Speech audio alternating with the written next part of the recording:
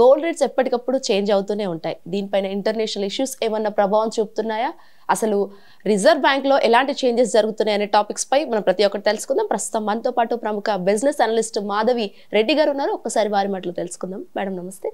చెప్పండి మేడం, అసలు gold rates అనేవి దాదాపుగా ఎప్పటికప్పుడు చేంజ్ అవుతూనే ఉంటాయి. సో దీనిపైన ఇంటర్నేషనల్ ఇష్యూస్ ఏమన్నా ప్రభావం చూపిస్తున్నాయా? డెఫినెట్లీ అండి. అంటే ఇప్పుడు గోల్డ్ ఒక్కసారిగా కొంచెం 1,25,000 ఆ రేంజ్కి వెళ్ళాయి. మళ్ళీ ఇప్పుడు అగైన్ ఆల్ టైమ్ హైకి అంటే 1 lakh ఇప్పుడు మళ్ళీ ఏంటంటే 1,50,000 కూడా వెళ్ళే అవకాశాలు గోల్డ్ అనేది మనకు కనిపిస్తున్నాయండి. దానికి ఖచ్చితంగా మనకి గ్లోబల్ ఇష్యూస్ అంటే ఎస్పెషల్లీ ఈ యుక్రెయిన్ రష్యా వార్ అనేది బాగా ట్రిగర్ చేస్తుందండి. మొన్న వీకెండ్ కూడా మనం చూసుకున్నట్లయితే మిజైల్స్తోని డ్రోన్స్తోని ఆల్మోస్ట్ 600 డ్రోన్స్తో చాలా లొకేషన్స్ మీద మళ్ళీ అటాక్ జరిగిందండి.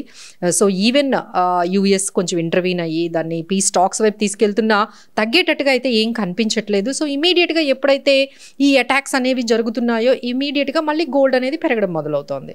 సో ఈ విధంగా ఈ ఒకసారి అంటే ఈ గ్లోబల్ క్యూస్ వల్ల లేకపోతే ఈ వార్ సిచ్యువేషన్స్ వల్ల గోల్డ్ పెరుగుతుంది అనేది మనం చెప్పొచ్చు. ఏదైనా పీస్ టాక్స్ వస్తే ఒకసారి తగ్గినట్టుగా తగ్గి మళ్ళీ ఏదైనా మిజైల్స్ దాడులు జరగగానే మళ్ళీ ఇమీడియట్గా గోల్డ్ పెరగడం అనేది మనకు జరుగుతుంది. ఇది ఒక అంశం. అయితే యుఎస్ ఒక రకంగా ఈ టారిఫ్స్ తర్వాత ఒక స్లో డౌన్లోకి వెళ్ళిందా అనేది అయితే అందరికీ కొంచెం ఆ ఇండికేషన్స్ అయితే అవే వస్తున్నాయి. ఏంటంటే అక్కడ యుఎస్ కన్జ్యూమరింగ్ అంటే ఏవైతే స్పెండ్ చేస్తారో ఆ కాన్ఫిడెన్స్ చాలా తగ్గిపోయింది. They are not spending. Retail sales కొంచెం తగ్గాయి యుఎస్లో. ఇన్ఫ్లేషన్ అనేది నెమ్మదిగా పెరుగుతుంది. జాబ్ క్లెయిమ్స్ అంటే జాబ్ లాసెస్ అనేవి బాగా జరుగుతున్నాయి. సో ఇది ఒక రకమైన ఒక సాఫ్ట్గా స్లో డౌన్ వైపు ఎకానమీ యుఎస్ ఎకానమీ అనేది వెళ్తుంది.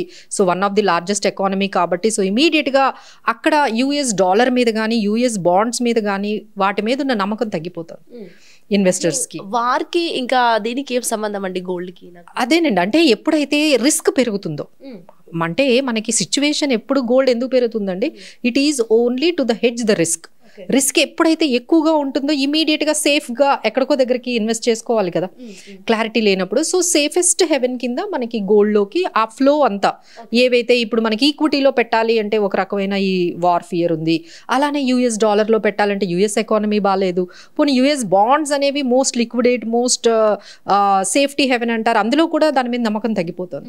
యుఎస్ డెట్స్ ఎక్కువగా ఉండడం, యుఎస్ ఎకానమీ స్లో డౌన్ అవ్వడం, ఇంకా యుఎస్ బాండ్స్లో కూడా పెట్టుకోవడం అంత సేఫ్ కాదని ఇప్పుడు మనీ ఎక్కడికి వెళ్తుంది మీరు చెప్పండి?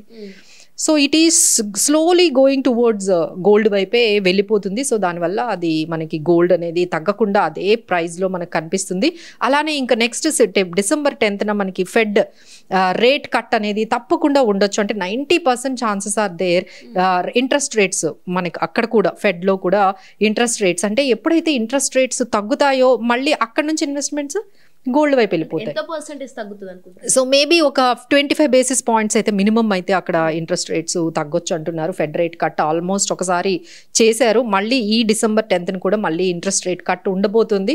సో దానివల్ల మళ్ళీ గోల్డ్ పెరుగుతుంది. సో ఎందుకంటే అక్కడ ఇంట్రెస్ట్ రేట్ తగ్గింది, మీకు కొంచెం ఇన్కమ్ రిటర్న్ తగ్గుతుంది కాబట్టి సో ఇంకొంచెం బెటర్ రిటర్న్స్ వస్తాయని చెప్పి గోల్డ్లో సేఫెస్ట్ హెవెన్ కాబట్టి సో పార్క్ చేసేస్తూ ఉన్నారు గోల్డ్లో ఈ విధంగా. So these are the 2 reasons అండి గోల్డ్ ఇలా తగ్గకుండా దాన్ని హోల్డ్ చేసి గోల్డ్ని మేబీ 1,50,000 అయినా ఆశ్చర్యపోక్కర్లేదు 10 grams.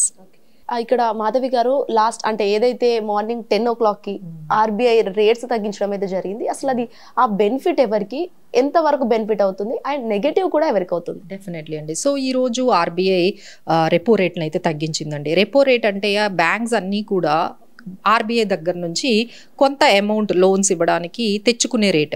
ఎప్పుడైతే ఆర్బీఐ ఇంట్రెస్ట్ రేట్ తగ్గించిందో అంటే ఎగ్జాంపుల్ మీరు బ్యాంక్ అనుకోండి, బ్యాంక్కే ఆర్బీఐ ఇంట్రెస్ట్ తగ్గిస్తే బ్యాంక్ మనకు తగ్గిస్తుంది కదా. So this is how it is working అండి. సో ఇప్పుడు ఏమంటుందంటే మేము మీకు రేట్స్ తగ్గించాము, సో ఎవరైతే లోన్స్ తీసుకుంటారో వాళ్ళకు కూడా తగ్గుతాయి డెఫినెట్గా. సో ఈ రెపో రేట్ అనేది మనకి 5.5% ఉండేదండి, అది ఈరోజు 0.25 basis points అంటే 25 bps పాయింట్స్ తగ్గించారు. సో ఇప్పుడు అది 5.25%కి తగ్గిందండి. సో దానివల్ల అందరికీ గుడ్ న్యూస్ అండి. ఎవరెవరైతే హోమ్ లోన్స్ కొత్తగా తీసుకోబోతున్నారో ఆల్రెడీ తీసుకున్నారో మీ అందరికీ కూడా ఈఎంఐస్ తగ్గబోతున్నాయి. ఎవరైతే కార్ లోన్స్ తీసుకుంటున్నారో వాళ్ళందరికీ కూడా కొంచెం ఈఎంఐస్ అనేవి ఇంకా తగ్గుతూ ఉన్నాయి. ఇక మళ్ళీ పర్సనల్ లోన్స్ కానీ ఇవన్నీ అంటే మీకు మేజర్గా ఎక్కువగా అంటే బెనిఫిట్స్ ఎవరికి వస్తాయి అంటే కొంచెం హోమ్ లోన్ ఎవరైతే తీసుకుంటున్నారో వాళ్ళకి ఇమ్మీడియట్ బెనిఫిట్ అయితే చూడొచ్చండి. మీకు ఏమాత్రం అన్నీనండి ఇంట్రెస్ట్ రేట్స్ తగ్గించారు తగ్గించారు అంటే అన్ని లోన్స్ మీద కొంచెం తగ్గిస్తూనే ఉంటారు. బట్ ఏంటంటే ఒక్కొక్క బ్యాంక్ ఒక్కొక్క రకంగా కొంచెం ఎక్కువ తక్కువ తగ్గిస్తారు. కొన్ని అంటే ఇప్పుడు హోమ్ లోన్స్ కి కొంచెం ఇమీడియట్ ఎఫెక్ట్ ఇస్తారు. అలానే మనకి పర్సనల్ లోన్స్ కి కొంచెం, తర్వాత ఆటో లోన్స్ కి వీటి అంటే ఆటోమొబైల్ మీరు కార్ ఏమైనా తీసుకున్నా దాని అంటే దాదాపుగా ఈఎంఐస్ భారం అయితే కొంచెం తగ్గుతుంది. ఈఎంఐస్ మీద ఎవరైతే ఇంట్రెస్ట్ శాతం తగ్గుతుందని అదేనండి 0.25% తగ్గించారు. దాన్ని బట్టి ఒక్కొక్క బ్యాంక్ ఒక్కొక్క రకంగా రెస్పాండ్ అవుతుంది. దాన్ని బట్టి మీకు కొంత రిలీఫ్ అయితే మాత్రం మీకు కనిపిస్తుందండి. మీరు బ్యాంకుకు వెళ్ళి చెక్ చేసుకుంటే మీకు ఎంతవరకు మీకు ఆ రిలీఫ్ అనేది వచ్చిందో మీకు అర్థమవుతుందండి. కొత్తగా తీసుకునే వాళ్ళు అయితే ఇంకొంచెం బార్గెన్ చేయొచ్చు. ఆల్రెడీ ఇంట్రెస్ట్ రేట్స్ తగ్గాయి కదా, సో ఎంతవరకు మీరు ఇంకా తగ్గించవచ్చు అంటే, ఎందుకంటే ఇక్కడ ఒక్కొక్క బ్యాంక్ ఒక్కొక్క రకంగా రెస్పాండ్ అవుతుంది. ఇప్పుడు పిఎస్యూ బ్యాంక్స్ లైక్ ఎస్బీఐ కానీ, పంజాబ్ నేషనల్ బ్యాంక్స్ కానీ, కెనరా బ్యాంక్ అవి ఇమీడియట్గా మీకు ఎఫెక్ట్ చూపిస్తాయి. కానీ ప్రైవేట్ బ్యాంక్స్ కొంచెం టైం తీసుకుంటాయి, వాళ్ళు వెంటనే తగ్గించరు. సో ఇలా మీరు better you enquire different banks, PSU బ్యాంక్స్ని, గవర్నమెంట్ బ్యాంక్స్ని, తర్వాత మన ప్రైవేట్ బ్యాంక్స్లో కూడా మీరు డిఫరెంట్గా అడుగుతూ ఉంటే మీకు ఈ ఎఫెక్ట్ అనేది నెమ్మదిగా ఒక్కొక్కరు ఒక్కొక్క రకంగా మీకు ఇంపాక్ట్ చూపిస్తారు.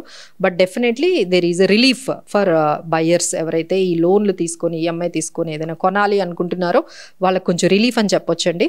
బట్ బ్యాడ్ న్యూస్ ఎవరికి? సో బ్యాడ్ న్యూస్ ఎవరైతే బ్యాంకుల్లో ఎఫ్డీలు చేశారో, ఇప్పుడు మీరు ఫిక్స్డ్ డిపాజిట్ చేశారనుకోండి, లాస్ట్ 3 yearsకి మీకు 7% వచ్చింది, లేకపోతే 8% మీకు ఎఫ్డి మీద మీకు ఇచ్చారు. ఇప్పుడు మళ్ళీ మీరు చేయడానికి వెళ్తే అంత ఇవ్వరు, ఎందుకంటే ఇంట్రెస్ట్ రేట్స్ తగ్గిపోయాయి కదా. సో మేబీ ఇప్పుడు మీకు 6%, 6.25%, 6.5% ఇచ్చినా ఆశ్చర్యపోక్కర్లేదు. సో ఎవరైతే ఎఫ్డీస్ మీద పెట్టుకుంటున్నారో రెన్యూవల్కి, ఇప్పుడు అంటే లాస్ట్ వరకు పెట్టుకున్న వాళ్ళందరికీ కూడా అదే కంటిన్యూ అవుతుంది. ఇప్పుడు కొత్తగా మీరు మళ్ళీ ఎఫ్డీ చేసుకున్నారు అనుకోండి, సో ఈ కొత్త రేట్స్ మీద మీకు ఎఫ్డీస్ మీద అంత ఇంట్రెస్ట్ ఇప్పుడు రాకపోవచ్చు. సో మేము అందరమే చెప్పేది ఏంటంటే, ఇలా ఎఫ్డీస్ అనేవి ఇంత ఇంట్రెస్ట్ రేట్స్ తగ్గాయి కాబట్టి, ఇన్ఫ్లేషన్ ఇంత హై ఉంటుంది కాబట్టి మీరు డెఫినెట్లీ కొంచెం బెటర్గా ఇన్వెస్ట్మెంట్స్ ఎవెన్యూస్ ఇంకా చాలా ఉన్నాయండి. We're there to help you. ఎవరైనా కాంటాక్ట్ అవ్వాలంటే మమ్మల్ని కాంటాక్ట్ అవ్వచ్చు. సో మ్యూచువల్ ఫండ్స్ కానీ, డెట్ ఫండ్స్ కానీ, బాండ్స్ కానీ, డిబెంచర్స్ కానీ, ఇంకా చాలా ప్రోడక్ట్స్ ఉన్నాయండి. ఎందుకంటే అట్లీస్ట్ 8%, 10% అయినా రావాలి కదా ఎక్కడైనా ఇన్వెస్ట్ చేస్తే. వీళ్ళు ఇచ్చే 5%, 6% మీకు ఏం సరిపోతుంది? సో ఇంకా బ్యాంకుల్లో ఎఫ్డీలు అని కాకుండా బెటర్ వీ కెన్ ఎవెన్యూ కొత్త ఏమైనా ప్రోడక్ట్స్ మనకు కొంచెం సూటబుల్ అయ్యేవి, రిస్క్ మేనేజ్ చేసుకునేవి చాలా ఉన్నాయండి. Better you can approach us. So coming to the politics అండి, ఇంటర్నేషనల్ పాలిటిక్స్. ఇప్పుడు ఏదైతే పుతిన్ వచ్చేసారు కాబట్టి, సో దానికి సంబంధించి ఏదైనా ట్రంప్కి తారిఫ్ లాంటివి పడే అవకాశాలు ఏమన్నా ఉన్నాయి? అసలు ప్రభావం ఎలా చూపిస్తుంది ముఖ్యంగా? So very good. మనకైతే ఇప్పుడు కొంచెం ఈ యుఎస్ టారిఫ్స్ ఎప్పుడో ఒక 50% చేశారు. ఆ తర్వాత తగ్గిస్తామని చెప్తూ ఉన్నారు. కొత్త ట్రేడ్ డీల్ చేసుకుంటాం, ఇండియాతో కొత్త అగ్రిమెంట్ చేసుకుంటాం అని దాదాపుగా ఒక 6 months అయిపోయిందండి. సో అప్పటి నుంచి కూడా ఎటువంటి డీల్ అనేది ఇంకా మనకి కుదరడం లేదు. దానికి చాలా రీజన్సే ఉన్నాయి. వాళ్ళు చెప్పేది ఏంటంటే, మీరు రష్యా దగ్గర ఆయిల్ కొంటున్నారు, మీరు రష్యా ఆయిల్ కొంటూ మీరు రూపీస్లోనే పే చేసుకుంటున్నారు, డాలర్స్ని యూజ్ చేయడం లేదు.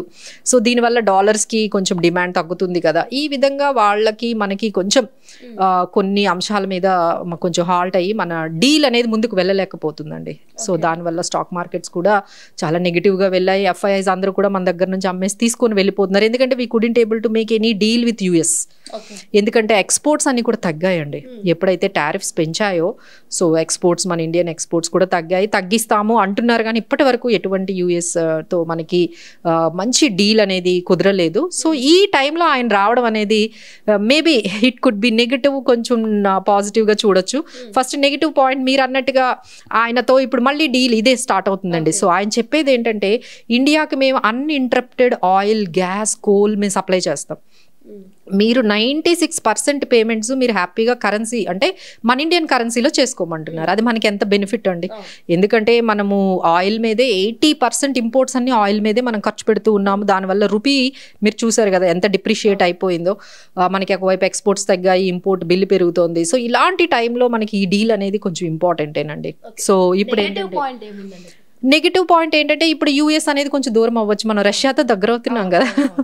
సో ఒకరిని మనము దగ్గర వాళ్ళతో అన్ని డీల్స్ చేసుకుంటున్నాము. So they are health care గురించి మనం అగ్రిమెంట్స్లోకి వెళ్తున్నాము. తర్వాత న్యూక్లియర్ రియాక్టర్స్ మీద అగ్రిమెంట్లోకి వెళ్తున్నాము. మేబీ కొన్ని డిఫెన్స్ ఎక్విప్మెంట్స్ మీద కూడా ఏమైనా మనం వాళ్ళతో డీల్లోకి వెళ్ళొచ్చు. అవన్నీ వాళ్ళకి నచ్చవు కదా. So these are all like nuclear reactors గురించి కానీ లేకపోతే ఫెర్టిలైజర్స్ గురించి there is a very good agreement is coming up with Russia. సో ఇలా మనం ఎకనామికల్గా డిఫెన్స్ సైడ్ కూడా చాలా వరకు మనము రష్యాతో అగ్రిమెంట్స్లోకి వెళ్తూ ఉన్నాము, ఎస్పెషలీ ఆయిల్ డీల్ అండి, which may not be happy for US. So వాళ్ళకి ఈ డీల్ అనేది అంటే మనము మన కరెన్సీలో యుఎస్ దగ్గర నుంచి ఆయిల్ కొనకుండా ఇప్పుడు రష్యా దగ్గర నుంచి ఆయిల్ కొని వాళ్ళకి మన కరెన్సీలోని ఇండియన్ కరెన్సీలో పేమెంట్ అనేది వాళ్ళు ముందు నుంచి డైరెక్ట్గానే అబ్జెక్ట్ చేశారండి. US objected, you please stop oil, ఎందుకంటే వాళ్ళు యుక్రెయిన్ వార్కి ఈ మనీ అంతా వాడుతూ ఉన్నారు. సో మీరు యుక్రెయిన్ వార్కి ఇంకొంచెం పాజిటివ్గా చేస్తున్నట్టుగా వాళ్ళతో డీల్స్ చేసుకుంటున్నారు.